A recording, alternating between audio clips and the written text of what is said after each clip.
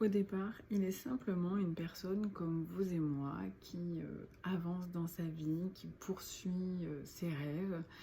et qui va vivre une expérience, une situation particulière, qui va avoir un objectif à un moment donné spécifique, voire qui va avoir un choc émotionnel. Et donc, cette situation de départ va conduire à un manque d'estime de soi, un manque de confiance en soi et une difficulté à s'affirmer.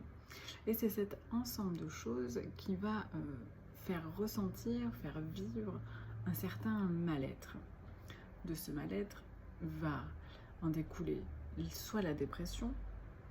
soit des comportements d'auto-sabotage et d'échec, soit des comportements autodestructeurs, dont la dépendance affective, la compulsion, la restriction alimentaire, l'automutilation, etc. Et donc évidemment, de ces comportements auto-sabotage, autodestructeurs, il va y avoir une aggravation du manque d'estime de soi, de confiance en soi, encore une plus grande difficulté à s'affirmer, et ce qui va générer un sentiment de honte, de culpabilité et de rejet de soi. Évidemment, dans tout ce système, il y a une grande place à l'angoisse et à l'anxiété, car c'est de cette angoisse et de cette anxiété que la personne va se sentir prisonnière de par ses pensées qui vont la parasiter et l'envahir et vont la faire se sentir vraiment happée, prisonnière, envahie par son trouble, et elle va avoir de grandes difficultés à s'extirper de ce cercle vicieux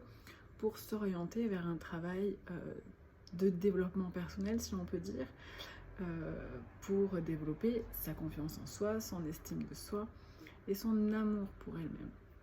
Tout ça, elle ne peut pas le voir parce qu'elle est parasitée par le filtre de ses angoisses et prise dans ses comportements et une certaine routine qui, d'une autre part, lui procure une sorte de satisfaction, d'assouvissement, une sorte de punition aussi du fait de ne pas mériter, de ne pas y arriver. Et donc c'est vraiment un cercle vicieux qui nécessite que l'on s'occupe du problème à la racine. En fait, le problème, ce n'est pas le comportement, ce n'est pas l'autosabotage, ce n'est pas les sensations d'échec, c'est vraiment le problème à la base, à la source, donc soit le choc émotionnel et les émotions qui ont découlé de ce choc, et bien évidemment, travailler à développer toujours plus l'estime de soi, la confiance en soi et la possibilité de s'affirmer. C'est ce qui va vous permettre de prendre des décisions, de choisir, de reprendre votre responsabilité. Si vous êtes dans une relation de dépendance affective, dans une relation dans laquelle vous vous sentez victime et soumise, ça va vraiment vous permettre de vous responsabiliser et de poser vos limites. Le fait d'apprendre à vous connaître et d'avoir vraiment enrichi cette confiance en vous, cette capacité à dire et à faire, vous allez pouvoir poser vos limites et vous sortir de là, ou en tout cas changer de rôle dans cette relation. À partir du moment où on va changer une petite chose dans un système, tout le système va changer. Donc dès lors que vous allez vous permettre de dire, dès lors que vous allez vous permettre de faire différemment, tout va changer autour de vous. Il faut évidemment se sentir capable, être ok avec le fait que les choses changent et vraiment désirer à ce que cette structure négative dans laquelle vous baignez et vous évoluez, petit à petit disparaisse. Pour que vous puissiez évidemment être vous-même, vivre une vie que vous désirez, vivre des moments de joie, vivre des moments de partage et tout ça dans la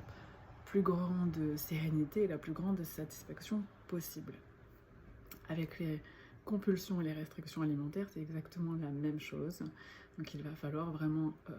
à la rigueur, pas vraiment travailler sur le côté alimentaire, mais vraiment plus sur le côté émotionnel, le côté sensation, l'estime de soi, la confiance en soi et à nouveau cette capacité à s'affirmer, à s'aimer,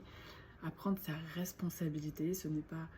l'anorexie, ce n'est pas la boulimie qui vous domine, mais vous êtes bien responsable de vos comportements, de vos pensées, et vous avez à un moment donné le choix.